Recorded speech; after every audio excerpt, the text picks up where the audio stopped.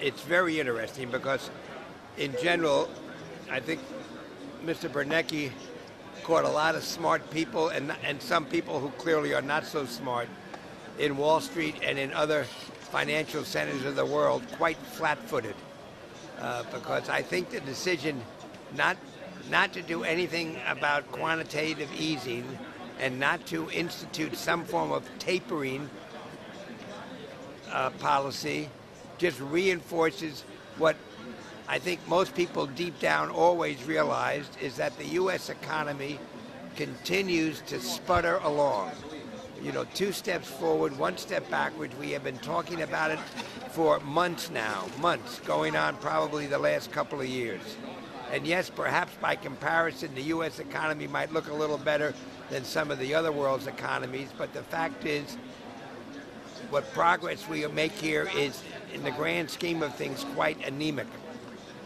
And in particular, it's the unemployment rate.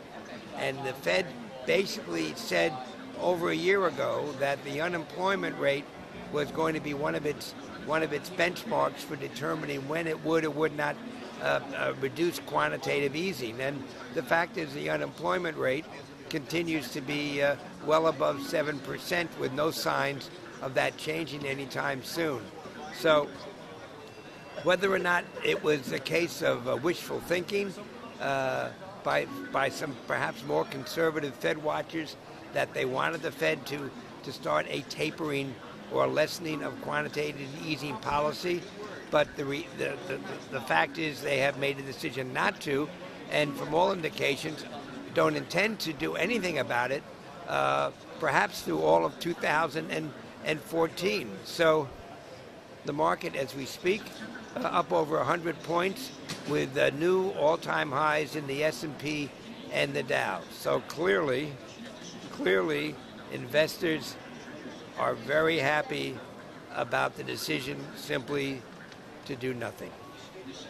But if the economy isn't in good shape, how could it be a rally?